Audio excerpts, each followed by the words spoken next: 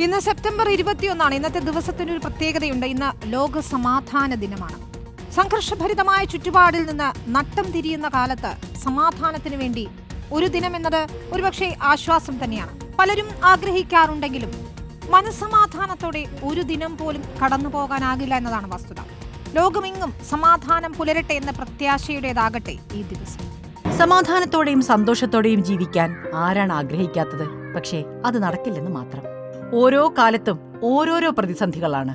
നമ്മൾ മാത്രം വിചാരിച്ചാൽ അത് നേടാനുമാകില്ല. സാമൂഹ്യജീവിയാകുമ്പോൾ ചുറ്റുപാടുകളും നിയന്ത്രിക്കും. ഒരു തരത്തിൽ പറഞ്ഞാൽ സഹാനുഭൂതിയും സഹജീവി സ്നേഹവും ഉള്ളവർക്ക് മനസമാധാനം ഇല്ലാതാകുന്ന കാലമാണിത്. ഒരു ദിവസം തുടങ്ങുന്നത് മുതൽ നമ്മൾ കേൾക്കുന്നത് ശുഭകരമല്ലാത്ത വാർത്തകളാണ്.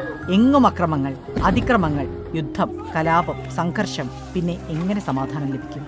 ഓരോ യുദ്ധവും അവസാനിക്കുമ്പോൾ നേതാക്കൾ കൈകൊടുത്തു പിരിയും. അവർ പുതിയ നയതന്ത്രത്തിലേക്കെത്തും. തെരുവിൽ കാത്തിരിക്കുന്ന അമ്മയും ഭാര്യയും മക്കളും അവശേഷിക്കും. പ്രിയപ്പെട്ടവരെവിടെയെന്നറിയാതെ ഒരു തലമുറ പെരുവഴിയിൽ തുടരും. ഗാസയെ അറിഞ്ഞവർക്ക് ഈ ആയുസിൽ മനസമാധാനമില്ല. പട്ടിണിക്കോലങ്ങൾ, ഒരു നേരത്തെ ഭക്ഷണത്തിനായി കേഴുന്ന നാട്, എവിടെയും വെടിയൊച്ച, ഒരു നിമിഷാർത്ഥത്തിൽ കീഴ്മേൽ മറിയുന്ന ചിത്രം. ചിരി മാഞ്ഞുപോയ മുഖങ്ങളാണ് ഗാസയുടെ ചിത്രം. ചോരമണക്കുന്ന ഗാസയും വയറൊട്ടിയ സൊമാലിയയും സിറിയയും യുക്രൈനുമൊക്കെയുള്ള നാട്ടിലാണ് ലോക സമാധാന ദിനവും. ഒരു നല്ല നാളെ പുലരുമെന്ന പ്രതീക്ഷ പങ്കുവെക്കുന്നൊരു ദിവസം മാത്രം.